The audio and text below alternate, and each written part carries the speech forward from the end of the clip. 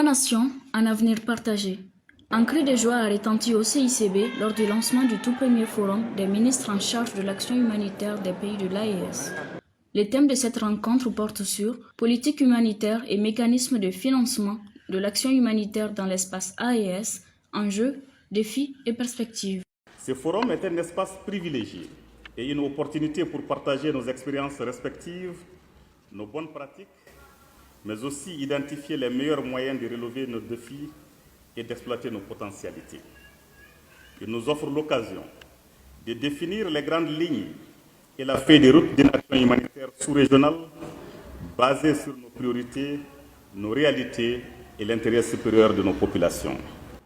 Il s'agira au cours de ces journées de faire l'état des lieux sans complaisance de la situation humanitaire dans l'espace AES, partager nos bonnes pratiques avec la contribution des pays invités que je remercie pour leur participation remarquable à ce forum. Pour ce faire, nous devons d'abord compter sur nous-mêmes, sur nos capacités locales et régionales, afin que les financements extérieurs soient mieux pensés, mieux orientés vers les besoins réels des communautés. La région sahélienne est confrontée à de nombreuses difficultés, notamment sur le plan sécuritaire.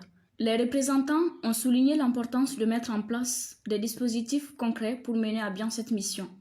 Sans paix, il ne peut y avoir ni assistance efficace, ni résilience, ni espoir quelconque pour les populations. Ensuite, la protection des populations civiles, en particulier des femmes et des enfants, et de leur dignité, constitue un impératif de leur être au centre de nos interventions. Cette responsabilité relève bien entendu au premier chef des États, conformément aux normes internationales et nationales applicables. Il est donné à un seul être de se tromper. C'est celui qui n'agit jamais, dit un adage. Ce forum incarne l'importance de l'aide humanitaire. Alors, posons des actes, pas seulement des mots.